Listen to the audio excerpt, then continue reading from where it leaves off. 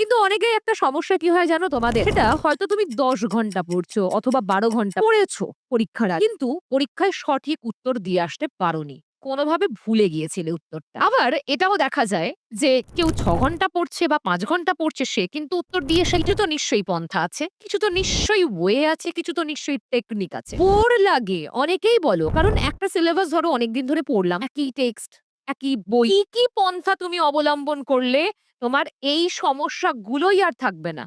আমি তোমাকে কথা দিতে যাদের এখনো সিলেবাস কমপ্লিট হয়নি, সামনে এসএলএসটি পরীক্ষা আছে, তারা ভয় পাবে না। তারা এই পন্থাটা অবলম্বন করবে। পরীক্ষার জন্য রিভিশনও হবে, আবার সিলেবাসটাও কমপ্লিট হয়ে যাবে। এটা ভীষণ ভালো একটা ট্রিক্স। সারা জীবন তোমাকে এটা সাহায্য করবে। কেমন দেখো, আজকে আমি তোমাদের এই ভিডিওটা শুধু এসএলএসটি পরীক্ষার জন্য একেবারেই করছি না। এসএলএসটি অবশ্যই মানে যেকোনো পরীক্ষার জন্য। সামনে আমাদের নেট আছে, সেট আছে, এসএলএসটি আছে, সি গ্রুপ ডি আছে, আপার প্রাইমারি টেট আছে, প্রাইমারি টেট আছে, প্রচুর পরীক্ষা আসতে চলেছে বা যারা আরো অন্যান্য কম্পিটিটিভ পরীক্ষা দাও তাদের জন্য তো প্রচুর পরীক্ষা আসছে। সুতরাং প্রত্যেকটা জায়গার জন্য এটা ইম্পর্টেন্ট।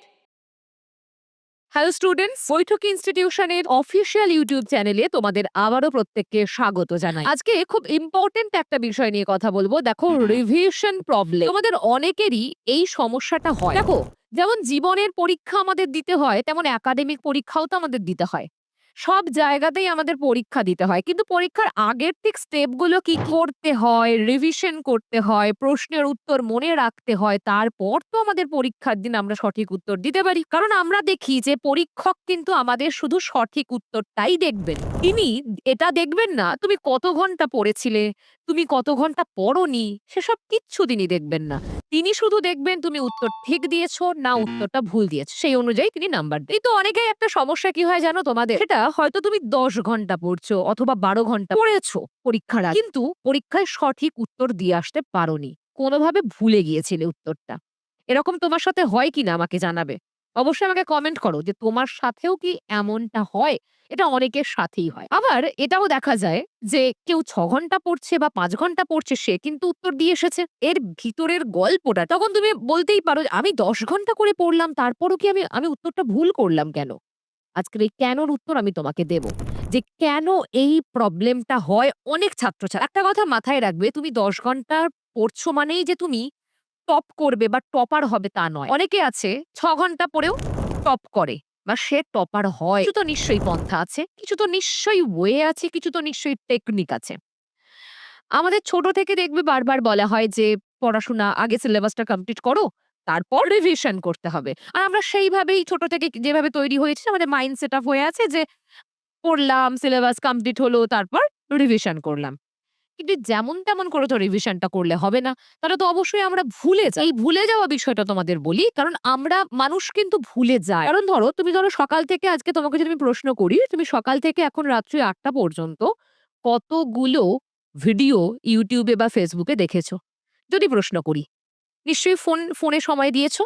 তুমি আমাকে সঠিকভাবে তোমরা অনেকেই এটা বলতে পারবে না। 99% ছেলেমেয়েরা আমাকে সঠিক উত্তরটা দিতে পারবে না। যদি পারো অবশ্যই নিচে কমেন্ট করে জানাও আমাকে। হয়তো ব্যতিক্রম কেউ, কেউ পারতেও পারে। কিন্তু মেক্সিমাম জনের কি হয়, আমরা র‍্যান্ডম যেটা করে যাই সেটা আমাদের কোথায় সেভ হয় জানো? শর্ট টাইম মেমোরিতে গিয়ে স্টোর হয়। Short time মেমোরিতে। লং টাইমে নয়। লং টাইমে স্টোর করার জন্য তোমাকে খুব কেয়ারফুলি, সচেতনভাবে একবার, তারপর প্রয়োজন পড়লে আরো একবার, প্রয়োজন পড়লে আরো একবার করতে হয়, যেটা আমাদের সারা জীবনের মতো মনে থাকে। এবার ধরো না, পরীক্ষা যে আমাদের দিতে হয়, চাকরির জন্য হোক, ভালো নাম্বার পাওয়ার জন্য হোক, একটা ক্লাস থেকে আরেকটা ক্লাসে ওঠার জন্য হোক, সবকিছুর জন্য আমাদের পরীক্ষা দরকার। পরীক্ষা দিতে হয়। তো এবার আমাদের যে প্রশ্ন আসে পরীক্ষায় তার একটা নির্দিষ্ট সিলেবাস থাকে। সেই সিলেবাসটা আমরা কমপ্লিট করি। তারপর আমরা পরীক্ষা দিতে যাই। এবার ঘটনা হচ্ছে সেই সিলেবাসটা তো অন্তত আমাকে পরীক্ষা পর্যন্ত মনে রাখতে হবে। পরীক্ষা যেদিন হচ্ছে সেদিন পর্যন্ত আমাকে মনে রাখতে হবে তো তার ভিতরে কি, কি আছে না আছে। আর অবশ্যই তুমি যদি সচেতনভাবে পড়াশোনা করো, নিজের জীবনের সাথে রিলেট করে পড়ো, তোমার সারা জীবনই মনে থাকে। অনেক পড়াই। আমরা দেখেছি তো ছোট থেকে আমরা যখন পড়াশোনা করে এসেছি। তার কারণটা কি জানো? সঠিকভাবে রিভিশন। জানবে, অভ্যাস, প্র্যাকটিস এইগুলোই কিন্তু একটা পন্থা। কারণ তুমি ছোট থেকে তো তুমি কে কতখানি, তার কত মেরিট আছে, কে খুব বেশি ইন্টেলিজেন্ট, এগুলো কেউ জন্মগত নিয়ে আসে। প্রত্যেকে আসে সাধারণভাবে জন্মায়। তারপর তার মধ্যে সেগুলো আস্তে, আস্তে ধীরে, ধীরে তৈরি হতে তাই তো? তোমার প্র্যাকটিস তুমি কেমন করছো, তুমি অভ্যাস কেমন করছো, তুমি ঠিক কেমনভাবে পড়ছো, এগুলো দেখবে ধীরে, ধীরে, ধীরে, ধীরে, ধীরে, ধীরে তৈরি হয়। আমাদের মস্তিষ্ক সেভাবে ডেভেলপড হয়। তো এটাই হলো আসল কথা। তাহলে রিভিশন আমরা কেমন করে করব, তার কি, কি প্রবলেম? দেখো ১ম প্রবলেম তোমরা বলো যে সময় নেই। ধরো অনেকেই তোমরা আমাকে এটা বলো যে, "ম্যাডাম এত কম সময়, তার মধ্যে সিলেবাসটা যা হোক করে শেষ করতে পারছি না। আবার বলছেন রিভিশন কি করে পারবো?" তাদের জন্য খুব সুন্দর একটা উত্তর আমি দেব। সিলেবাস সবসময় কে মাথার দিব্যি দিয়েছে যে সিলেবাস শেষ করেই তারপর রিভিশন করতে হয়? প্রথমত এই ধারণাটা আমাদের অনেকেরই এখনো ভুল। ভুল জানা আছে। তারপর ২য় বলবো, সেই বিস্তারিত আলোচনায় আসবো। বোর লাগে অনেকেই বলো। কারণ একটা সিলেবাস ধরো অনেকদিন ধরে পড়লাম। একই টেক্সট, একই বই, বা যদি আমি বলি যে যাদের ম্যাথস, ফিজিক্স, সেই একই জিনিস করতে হচ্ছে। হয়তো বিষয়গুলো আলাদা, আলাদা হচ্ছে কিন্তু একই সূত্র, একই জায়গা। বোর লাগে। কিন্তু ঘটনা হলো, কেন বোর লাগবে না? সেটাতেও আসবো। মানে কি কাজ তুমি অবলম্বন করলে, কি পন্থা অবলম্বন করলে তোমার আর বোর লাগবে না? বোর লাগে অবশ্যই। এটা সকলেই তোমরা জানো, আমিও জানি, সবাই জানি। এক জিনিস কার বেশিদিন ভালো লাগে পড়তে? কিন্তু বোর লাগবে না। আমি তোমাকে সেটা বলছি। তাই ভিডিওটা শেষ পর্যন্ত দেখো যে কি, কি পন্থা তুমি অবলম্বন করলে তোমার এই সমস্যাগুলোই আর থাকবে না। আমি তোমাকে কথা দিতে পারি। আর অবশ্যই যদি তোমার ভিডিওটি সাহায্যে আসে, লাইক, সাবস্ক্রাইব, শেয়ার অবশ্যই করে দেবে। চলো স্মার্ট ওয়ে কি? মানে রিভিশন এ করার স্মার্ট ওয়ে কি? দেখো, এখন আমাদের না সবকিছুতেই আমরা জানি যে ওই যে একটু আগেই বলছিলাম বুদ্ধিমান, মেরিটোরিয়াস এইসব বিষয়গুলো ১ম থেকে কেউই জন্মগত পায় না। কিন্তু কে কিভাবে নিজেকে তৈরি করছে সেটা আসল কথা। কেউ ১০ ঘন্টা পড়ে, কেউ ৫ ঘন্টা পড়ে। আছে তো এরকম অনেকে। কেউ ১০ ঘন্টা পড়ে, কেউ ৫ ঘন্টা পড়ে। কিন্তু এর মানে এই নয় সময় মেপে আমি ১০ ঘন্টা পড়ছি মানেই আমি বেশি নাম্বার পেতে পারি। না, স্মার্ট ওয়ার্কও একটা গুরুত্বপূর্ণ বিষয়। এটাও বলবো আজকে। চলো তাহলে ফার্স্ট কি? ফার্স্ট একটা উদাহরণ দিই তোমাদের। ঠিক আছে? সেটা হচ্ছে দেখো এদিকে আমি একটা ছোট্ট ঘর আঁকার চেষ্টা করেছি। সেখানে আমি কয়েকটা এই ঘর এই ছোট, ছোট এই যে বক্স গুলোকে রেখেছি। এগুলো আসলে আমি ইট বোঝাতে চেয়েছি। এই যে ধরো একটা ঘর তৈরি করতে গেলে ইট, বালি, সিমেন্ট লাগে তো? এবার তুমি ধরো ৫ মাসে একটা ঘর রেডি করছো। তুমি প্রত্যেক দিন ধরো তুমি রেগুলার ১০ থেকে ১৫ মিনিট করে এই মাসে একটু, একটু করে ইট বোঝাই করে, করে নিয়ে গিয়ে বাড়িটা রেডি করো। এই মাসে। প্রত্যেক দিন, প্রত্যেক দিন। ঠিক আছে? রেগুলার মানে কত ১০ থেকে ১৫ মিনিট পর্যন্ত তুমি কাজ করছো আর প্রত্যেকদিন একটু, একটু করে তুমি ইট বোঝাই করে, করে রাখছো। পরের মাসে কি করলে? তুমি একদিনে ৭-৮ ঘন্টা কাজ করলে, করে যা ইট আর কি বহন করতে পারলে পরের মাসে। এবার আমাকে বলো তো কোন মাসে বেশি কাজ হবে? এই মাসে নাকি পরের মাসে? হয়তো উত্তর দেবে যে দুটো মাসেই কাজ এগোতে পারে। যদি সেটা প্রয়োজন কিভাবে কি কাজ হচ্ছে সেটা দেখার জন্য। আসলে ঘটনা হচ্ছে ধরো ১০ থেকে ১৫ মিনিট করে প্রতিদিন কাজ করলে আমাদের কিন্তু কষ্টটা কমও হয়, কাজটাও তাড়াতাড়ি এগোয়। আর একদিনে তুমি ৭-৮ ঘন্টা করতে গেলে তোমার তো অবশ্যই পরিশ্রম বেশি হবে, শরীরেও কষ্ট হবে, কাজটাও কম এগোবে। তাহলে এটা কেন বললাম? বিষয়টা হচ্ছে যে রিভিশনের ক্ষেত্রেও ঠিক এই রকমই একটা বিষয়। আজকে আমি তোমাদের এই ভিডিওটা শুধু এসএলএসটি পরীক্ষার জন্য একেবারেই করছি না। এসএলএসটি অবশ্যই মানে যেকোনো পরীক্ষার জন্য। সামনে আমাদের নেট আছে, সেট আছে, এসএলএসটি আছে, গ্রুপ সি, গ্রুপ ডি আছে, আপার প্রাইমারি টেট আছে, প্রাইমারি টেট আছে। প্রচুর পরীক্ষা আসতে চলেছে বা যারা আরো অন্যান্য কম্পিটিটিভ পরীক্ষা দাও তাদের জন্য তো প্রচুর পরীক্ষা আসছে। সুতরাং প্রত্যেকটা জায়গার জন্য এটা ইম্পোর্টেন্ট। এবার এই দুটো কথা বললাম যে একসাথে অনেকটা কাজ করা আর প্রতিদিন একটু, একটু করে কাজ করা। এই দুটোরই গুরুত্ব আছে। কেমন গুরুত্ব? সেটা বলি। দেখো, ফার্স্ট কি আমি বলেছিলাম যে তোমাদের সময়ে যেটা প্রবলেম হয়, সময়ের। এটা খুব গুরুত্বপূর্ণ একটা বিষয় জানো তো সময়। যেটা আমি সবসময় তোমাদেরকে বোঝাই বা বলিও। সময় চলে গেলে সেটাকে আর পাওয়া যায় না। দেখো, যদি তোমার পরীক্ষা একদম সামনে চলে আসে, ধরো আর আমার হাতে ১৫ টা দিন সময় আছে। ঠিক আছে? ১৫ দিন মাত্র আমার হাতে সময় আছে। তাহলে আমি কেমন করে রিভিশন করব বলে দিন? সেটা হলো এই সময়ে তোমার কাজ কি হবে? তোমার কাজ অবশ্যই যদি তোমার সিলেবাস শেষ হয়ে গিয়ে থাকে, সিলেবাস যদি শেষ হয়ে গিয়ে থাকে, তখন তোমার একটা কাজ হবে। ধরো তোমার সিলেবাস কমপ্লিট। আমি তাদের জন্যও বলব, ঠিক আছে? যাদের সিলেবাস এখনো একটু হলেও বাকি আছে। ধরো তোমার সিলেবাস শেষ। তোমার সিলেবাস যখন শেষ তখন তুমি যেটা করবে সেটা হচ্ছে তুমি তোমার নোট যেগুলো রেডি করেছো, অথবা তুমি অন্য কোনো জায়গায় যদি পড়ে থাকো, কোনো ইনস্টিটিউশনে যদি পড়ে থাকো, তারা তোমাকে যা নোট দিয়েছে সেইগুলো হাতের কাছে সুন্দর করে তারপর কি কাজ হবে তোমার? প্রত্যেকটা নোট একটু, একটু করে পড়বে। পড়ে যেই জায়গাগুলো তোমার মনে রাখতে অসুবিধা হবে, আন্ডারলাইন করবে। এক্ষেত্রে কি করবে? আন্ডারলাইন করবে তারপর। আন্ডারলাইন করতে, করতে, করতে, করতে পড়বে। প্রয়োজন পড়লে হাইলাইট করতে, করতে পড়বে। যে জায়গাটা তোমার মনে পড়বে না বা তুমি একবার দেখলে মনে হচ্ছে যে আমি এটা ভুলে যাচ্ছি। অথবা এটা বেশ একটু কঠিন জায়গা। আন্ডারলাইন করে রাখলে অথবা হাইলাইটার দিয়ে পড়লে। এরপর তোমার কাজ কি হবে? দ্বিতীয় কাজ যেটা হবে, অবশ্যই দেখবে সিলেবাস যখন আমাদের শেষ হয়ে যায়, পরীক্ষা যখন খুব কম সময় থাকে, তখন আমাদের টেক্সট নিয়ে বসার সময় একটু কম থাকে। টেক্সট নিয়ে আমরা খুব কমই বসি। তাই নোটস করতে বলা হয় তোমাদের যে নিজেরা নোটস করো, অথবা যদি কোনো জায়গা থেকে নোট পাও সেটাকে ভালো করে স্টাডি করো। কারণ সেখানে তাড়াতাড়ি হয়, অনেকটা পড়াটা এগিয়ে যায়। একসাথে অনেকটা পোরশন কভার আপ হয়। ধরো আমার ৪ টে বই আমি যখন না পড়তে পারবো, ৪ টে বইয়ের নোটস কিন্তু আমি একদিনে পড়ে ফেলবো। ঠিক আছে? সুতরাং এইটা তোমার ১ম কাজ হবে। তোমার সিলেবাস কমপ্লিট থাকলে তুমি নোটসে ধীরে, ধীরে পড়তে থাকবে। যেখানটা মনে হবে ভুলে যাচ্ছ, আন্ডারলাইন করতে, করতে পড়বে। নেক্সট কাজ তোমার কি হবে? সেটা অবশ্যই কম্পিটিটিভ যে সমস্ত পরীক্ষার জন্য বলছি, সেটা অবশ্যই মক টেস্ট। কেন মক টেস্ট? মক টেস্ট কেন নয়? কারণ হচ্ছে যে তুমি এই যে পড়ছো, তুমি আসলেই কি ভুলে যাচ্ছ? এই উত্তরটা কে দেবে? এই উত্তরটা মক টেস্ট দেবে। এবার ঘটনা, যাদের পরীক্ষা একদম সামনে, যদি আমি বলি এটা না হয় আমি এসএলএসটি কে কেন্দ্র করেই বলছি। এই পরীক্ষাটা একদম সামনে আছে। তাই এটাকে উদাহরণ হিসেবে ব্যবহার করছি আমি। ঠিক আছে? ১৫ টা দিনই বাকি আছে। এরপরও বলব, আরো কিছু কথা বলছি। এবার মক টেস্ট। মক টেস্ট আমি দিতে শুরু করলাম। আমি একটু, একটু করে মক টেস্ট দিচ্ছি। রিভিশন করছি, মক টেস্ট দিচ্ছি।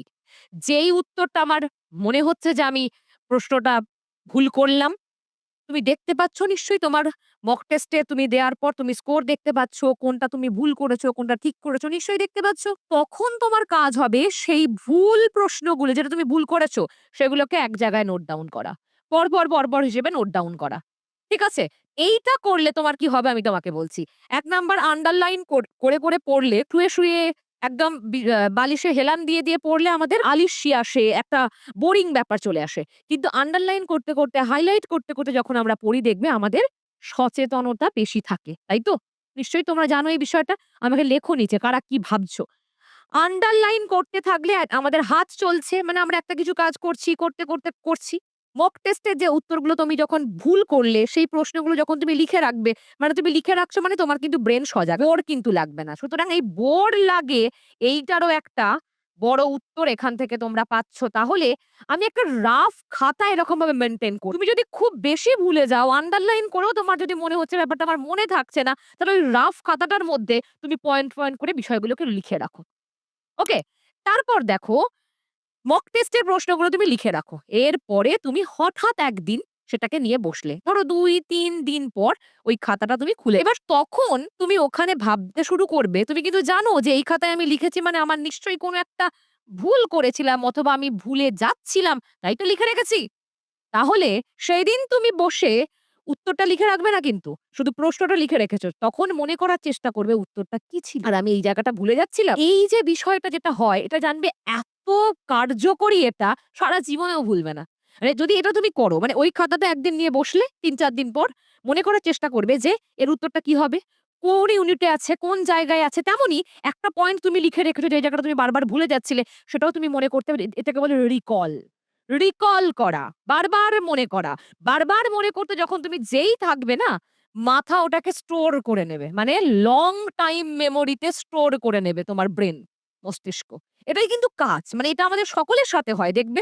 তোমার অন্যান্য যে দৈনন্দিন কাজের ক্ষেত্রেও এটাই হয়। ওই যে রিকল করা, ওইটা আমি দেখছি, পয়েন্টগুলো দেখছি, কোথায় আছে, কোন ইউনিটে আছে, কোন জায়গায় আছে। আর কোনদিন ভুলবে না। আমি তোমাকে বলছি, একবার করে দেখো। এরপর কি? দেখো তাহলে আন্ডারলাইন হয়ে গেল, আমাদের মক টেস্ট হয়ে গেল। আমরা এখানে অবশ্যই আরেকটা করব, PYQ করব। যেটা আমাদের খুব প্রয়োজন। এটা এটা তোমরা প্রত্যেকদিন, আমি তোমাদের প্রত্যেকটা ক্লাসেই বলি। PYQ ভীষণ, ভীষণ ইম্পোর্টেন্ট। কারণ ওই যে আবারও একটা কথা বলতে হয় যে কেয়ারফুলি পড়া, ৫ ঘন্টা পড়ো। 10 ঘন্টা পড়তে হবে না। PYQ প্যাটার্ন না দেখলে, প্রশ্ন প্যাটার্ন না দেখলে তোমার মুশকিল হবেই। যে কেমন প্রশ্ন আসে না জানতে পারলে তুমি কি করে পরীক্ষার জন্য তৈরি হবে? প্রশ্ন করো নিজেকে এইটা। প্রশ্ন করতে হবে, প্রশ্ন করতে জানতে হবে। সুতরাং কেমন প্রশ্ন হয় এইটা তোমার জানা দরকার। PYQ আমাদের দেখতে হবে।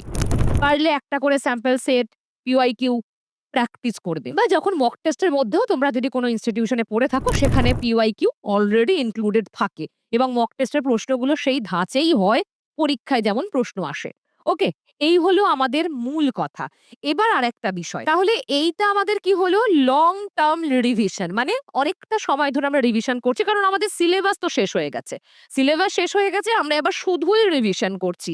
এইটা তাদের জন্য যাদের পরীক্ষা একদম সামনে। এবার ধরো এটা তো আমি তোমাদের বললাম অন্যান্য যে থিওরি পার্ট গুলো আমরা দেখি যে ইংলিশ, বাংলা, ফিলোসফি, জিওগ্রাফি ইত্যাদি। আমাদের যখন নিউমেরিক্যাল কোনো যেরকম সাবজেক্ট ধরো ম্যাথামেটিক্স বা এই সাবজেক্ট গুলো থাকে, সেক্ষেত্রে আমাদের কি করতে হয়? সেক্ষেত্রে একদম সহজ বিষয়ই জানো এটা যে ধরো ওখানে তো সূত্রর ব্যাপার থাকে। সুতরাং আমরা যত প্র্যাকটিস করব মানে আমরা প্র্যাকটিস যত সেট সলভ করব, সেগুলো টেস্ট যত সলভ করব, সেগুলো নতুন করে সূত্রের ধারণা দেয়। সূত্রটা একই থাকে সেটাকে নানান রকমভাবে ঘুরিয়ে ফিরিয়ে যে বিষয়টা বা কোন জায়গাটা আমি উইক মানে কোন আ প্যাটার্নের অঙ্কে আমি উইক সেটা আমি ধরতে পারবো। সুতরাং তাদের জন্য খুব ইম্পোর্টেন্ট যে বারে পরীক্ষা দেওয়া বা মক টেস্ট দেওয়া। তাহলে এইটা একটা জিনিস গেল আমাদের। এরপরে আসবো এটা সারা জীবনের জন্য কাজে লাগে। মানে যেকোনো পরীক্ষায় কাজে লাগে। সেটা, সেটা কি? এই যে বলছিলাম আমি তোমাদের যে এবার আসি শর্ট টাইম রিভিশন। এই শর্ট টাইম রিভিশন বিষয়টা কেমন? একদম ১ম এ যে গল্পটা বলেছিলাম মনে আছে? বাড়ি তৈরির গল্প বলছিলাম তোমাদের। দেখো, এক্ষেত্রে কি হয়? ধরো আমরা প্রতিদিন আমাদের সিলেবাস রেডি করছি। ঠিক আছে? সিলেবাস কিন্তু কমপ্লিট নয়। আমরা কি করছি? সিলেবাসটা রেডি করছি। মানে একটু করে প্রতিদিন পড়ছি। যাদের এখনো সিলেবাস কমপ্লিট হয়নি, সামনে SLST পরীক্ষা আছে, তারা ভয় পাবে না। তারা এই পন্থাটা অবলম্বন করবে। তোমাদের একে ওইদিকে পরীক্ষার জন্য রিভিশনও হবে, আবার সিলেবাসটাও কমপ্লিট হয়ে যাবে। আর এছাড়াও যারা নতুন কিছু পড়ার কথা ভাবছো, যেমন ধরো গ্রুপ সি, গ্রুপ ডি আছে, আপার প্রাইমারি আছে, সব নেট, সেট সবকিছুর ক্ষেত্রে এটা ভীষণ ভালো একটা ট্রিক্স। সারা জীবন তোমাকে এটা সাহায্য করবে। কেমন দেখো, সিলেবাস তুমি পড়ছো। ধরো তোমার ১০ টা ইউনিট আছে অথবা ৫ টা ইউনিট আছে। তুমি একটু করে শুরু করেছো। কিন্তু তোমার কাজ হবে 30 থেকে 40% সিলেবাস যখন মোটামুটি রেডি হয়ে যাবে তোমার, তখন তুমি শুরু করবে এই টেকনিক। সেটা হচ্ছে প্রতিদিন রেগুলার, ঠিক আছে?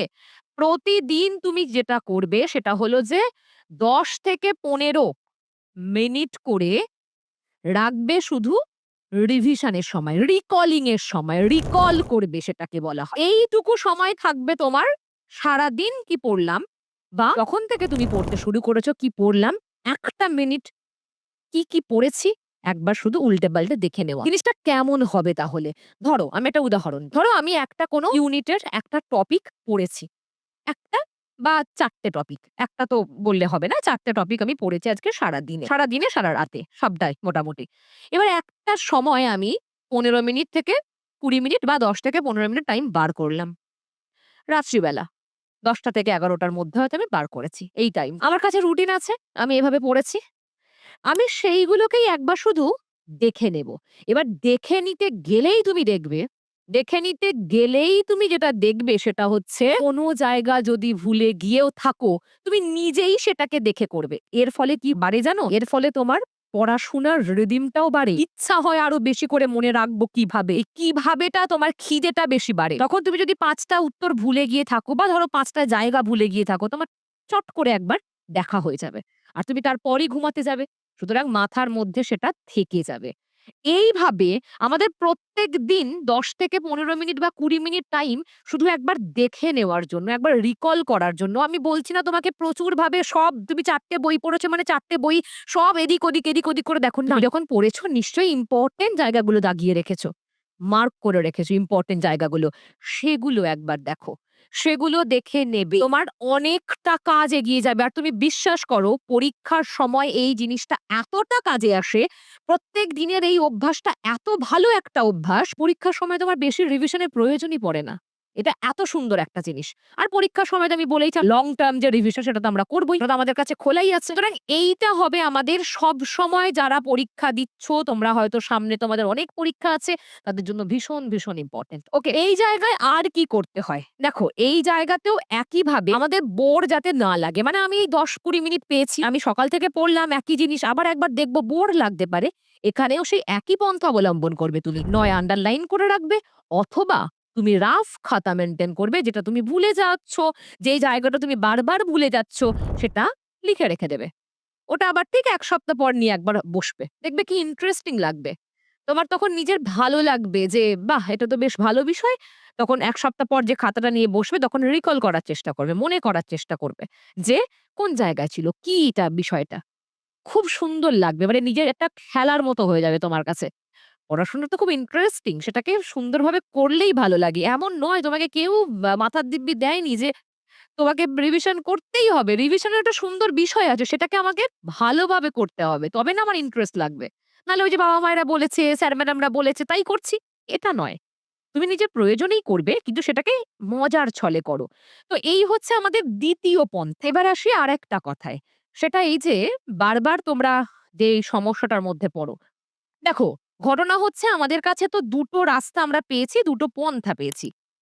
এখানে একটা হচ্ছে লং টার্ম, মানে লং টাইম এর জন্য আমাদের যে রিভিশনটা করতে হয় সেটা তো আমরা পেলাম। আর একটা আমরা পেয়েছি শর্ট। ঠিক আছে? এবার এই যে বিষয়টা, আমাদের এই দুটো আছে। ১ নাম্বার, ২ নাম্বার। এবার এইটা আমরা ঠিক পরীক্ষার আগে করি। তখন আমাদের সিলেবাস কমপ্লিট হয়ে যায়। আর এইটা আমরা পরীক্ষার আগে নয়। এটা আমরা যেদিন থেকে সিলেবাস ধরি তার প্রায় ২০ দিন, ২৫ দিন, ১ মাস পর থেকে শুরু করি এই কাজটা। এইভাবে তোমার কাজ শুরু হবে। নিজেকে একটা ডেডলাইন দেবে, জানো তো? যে আমি যেমন ধরো তোমাদের এই সামনে এসএলএসটি পরীক্ষা আছে তাই বলি। ধরো তুমি রিভিশন করতে বসে, সিলেবাস তো শেষ হয়ে গেছে। আজকে বসলে। আজকে বসে এই নয় যে শুধু র‍্যান্ডম পড়ে যাচ্ছ। একটা বই নিলে, একটা বই নিয়েছো, ঠিক আছে? সেই বইটার একটা নির্দিষ্ট ডেডলাইন রাখো। ডেডলাইন রাখবে, ঠিক আছে? এই ডেডলাইন মানে কি? এই বইটা তুমি আজকে কটার সময় শেষ করবে? নিজেকে চ্যালেঞ্জ দাও। নিজেকে চ্যালেঞ্জ করো যে আমি এই বইটা, অথবা এর সাথে তুমি আরো ২ টো বই যুক্ত করো। এই ৫ টা টপিক বলতে পারো। টপিক তুমি বলতে পারো। ৫ টা টপিক আমি শেষ করব দুপুর ২ টোর মধ্যে। তারপর আমি স্নান খাওয়া করব। দুপুর ২ টোর মধ্যে। ঠিক আছে? তারপর আমি স্নান করব, খাবো। এইভাবে নিজেকে ডেডলাইন দাও যে এইটাই আমার শেষ জায়গা। এই সময়সীমা। আমি সকাল ১০টা থেকে শুরু করেছি, ২টোয় সমাপ্ত করেছি। তারপর আমি ১ ঘন্টা বা ২ ঘন্টার রেস্ট নেব। তারপর আমি আবার শুরু করব। আবার এই ৫ টা টপিক কমপ্লিট করব। এটা একটা ভয়ংকর ভালো কাজ। এমন নয় যে তোমার প্রত্যেকটা বিষয় তোমাকে পড়তে হবে। কিন্তু তার মানে যদি তুমি ডেডলাইন না সিলেক্ট করো, তুমি যদি একটা ঠিকঠাক সময়সীমা না সিলেক্ট করো, তুমি দেখবে সময় বেড়েই যাবে, বেড়েই যাবে। তুমি শেষ করতে পারবে না। তোমার মনে হবে আরো দেখি, আরো পড়ি। অবশ্যই পরীক্ষার সময় টেনশন বাড়ে, বারবার ভয় লাগে। হয়তো সবার হয় এটা। কিন্তু এই করতে গেলে তোমার অনেক সময় চলে যাবে, তুমি রিভিশনটা ভালো করে করতে পারবে না। তাই তোমাকে ডেডলাইন সিলেক্ট করতে হবে, আর অবশ্যই ওই যে বলেছি খাতা মেইনটেইন করতে হবে। ওটার মতো ভালো কাজ কিছু হয় না। তাহলে তোমার বোরও লাগবে না, নিজেকে চ্যালেঞ্জ করবে, এবং চ্যালেঞ্জটা যখন তুমি সত্যিকারেই করে ফেলবে, দেখবে দুটোর মধ্যে যখন কমপ্লিট করে ফেলবে, তোমার একটা আলাদাই জয়লাভ হবে। মানে একটা আনন্দ হবে নিজের মধ্যে যে, না আমি এটা করে দেখিয়েছি বা আমি করে এই করতে তোমার কি হবে জানো? সেটা হচ্ছে সময়টা ধীরে, ধীরে কম লাগতে শুরু করবে। ওই যে আমি বলছিলাম মেরিট কারোর জন্মগত হয় না। এটা করতে তোমার অভ্যাসটাই হয়ে যাবে। তোমার ব্রেইন তখন তাড়াতাড়ি কাজ করবে এবং সেটা তাড়াতাড়ি সে লোড করতেও শুরু করবে। এগুলো প্রত্যেকটা সায়েন্টিফিক্যালি এটাই হয় সব মানুষের সাথে। এইজন্যই বলা হয় যে প্র্যাকটিস করতে বারবার। সুতরাং তুমি যখন এইভাবে এগোবে, তোমার তাড়াতাড়ি করে অল্প সময়ের মধ্যে বেশি জিনিস পড়া হবে। যেটা তোমার ১০ ঘন্টা পড়ে হচ্ছিল না, সেটা তোমার ৬ ঘন্টায় হয়ে যাবে। একবার করে দেখো এটা। এটা নিজেকে দেখতে হবে করে। তাহলে আমরা একটা চ্যালেঞ্জ নিই। সেই চ্যালেঞ্জটা কি? ১ম দিন যারা এসএলএসটি দিচ্ছ তারা লং টার্ম রিভিশন এর কথা ভাবো। ঠিক আছে? সিলেবাস কমপ্লিট সেটা ভাবো। তাদের জন্য ১ম দিন তারা কি করবে? ১ম দিনের চ্যালেঞ্জ নাও। যে আমি ডেডলাইন সিলেক্ট করব, আমি রাফ খাতা করব, আমি তারপর কি করব? আমি যখন নোটগুলো পড়ছি আমি আন্ডারলাইন করতে পড়ব। এটা তোমার ১ম দিনের কাজ হবে। একটা চ্যালেঞ্জ নাও যে আজকে আমি ১০ টা টপিক রেডি করব। ১০ টা টপিক আমি এভাবে পড়ব। আমাকে তারপর জানাবে এই ভিডিওর নিচে লিখে যে তোমার কতটা সাহায্য হয়েছে। তুমি প্রথম থেকে সপ্তম দিন এই ৭ দিন করে আমাকে জানাও। প্রথম থেকে ৭ দিন মানে ১ দিন থেকে ৭ দিন পর্যন্ত আমাকে এই চ্যালেঞ্জটা অ্যাকসেপ্ট করে জানাবে তোমার কতটা কি কাজে এসেছে। আর যারা অন্যান্য পড়াশোনা করছো, অন্যান্য পরীক্ষার জন্য প্রিপারেশন নিচ্ছ, আরেকটু পরীক্ষা দেরি আছে, তাদের বলব তোমরা এটা নেবে ১০, ১৫, ২০ অথবা ৩০ মিনিটের মধ্যে যেইটা রেগুলার বলেছি সেই চ্যালেঞ্জটা অ্যাকসেপ্ট করবে। করে আমাকে ৭ দিন পর জানাবে যে কতটা তোমার উপকারে এসেছে এটা। আমি তোমাকে বলছি যদি তুমি সত্যিই ৭ দিন এটা করতে পারো, তোমার এটাই অভ্যাস হয়ে যাবে। আর তোমার এই অভ্যাসটা যে কত ভালো অভ্যাস তারপরে বুঝতে পারবে গিয়ে। তখন আমাকে এসে বলবে। যাই হোক, তোর রিভিশনের এই পন্থাগুলো তোমাকে অবলম্বন করলে তোমার সময় কম লাগবে। সময় নেই ভাববে না। দেখো, সময় যদি এরকম করে ভাবতে থাকো সময় কোনো কিছুরই থাকবে না। একটা কাজ ২ ঘন্টাতেও করা যায়, একটা কাজ ১০ ঘন্টাতেও শেষ হয় না। একই কাজ। ডিপেন্ড করছে তুমি কেমনভাবে করবে। নিজেকে অজুহাত দেয়া বন্ধ করো। সময় আছে, সময়টাকে কাজে লাগাও, চ্যালেঞ্জটা অ্যাকসেপ্ট করো। তাহলে এভাবে রিভিশন করবে, তারপর কি হলো ১ সপ্তাহের চ্যালেঞ্জ সেটা আমাকে অবশ্যই জানাবে। প্রত্যেকে ভালো থাকো আর যদি কোনো রকম প্রশ্ন থাকে অবশ্যই আমাকে কমেন্টে লিখবে অথবা আমাকে ফোন করবে। দেখা হবে আবার অন্য কোনো ভিডিওতে। তবে এই ভিডিও শেষে আরেকটা কথা বলে যাই, যেহেতু আমাদের সামনে এখন অনেকগুলো পরীক্ষা, তোমাদের অনেকগুলো আ ওই জীবনের আলোর দরজা খুলতে চলেছে আরকি। ধরো যেহেতু দেখছি এসএলএসটি আছে, এসএলএসটি তো হতেই চলেছে ৭ তারিখ আর ১৪ তারিখ পরীক্ষা। এরপর আছে গ্রুপ সি, গ্রুপ ডি, আবার প্রাইমারি টেট আছে। প্রচুর পরীক্ষা আছে। কোনটা ছেড়ে কোনটা দেব? এই প্রশ্নটা আমাকে অনেকে তোমরা করছিলে যে, "ম্যাডাম কোনটা ছাড়বো, কোনটা দেব? আমার কি আপার প্রাইমারি পড়া উচিত? নাকি আমার গ্রুপ সি, ডি পড়া উচিত? আমি কি পড়ব?" এটা নিয়ে একটা ভিডিওতে আমি আসবো। সম্ভবত আগামী পরশু বা আগামীকাল। আর সেইজন্যই বৈঠক ইনস্টিটিউশনের ইউটিউব চ্যানেলে সবসময় নজর রাখো। কারণ বৈঠকের টিম, বৈঠক ইনস্টিটিউশন তোমাদেরকে সঠিক খবর সঠিকভাবে, সঠিক পন্থায় দেওয়ার চেষ্টা করে। ভালো থেকো। Good night.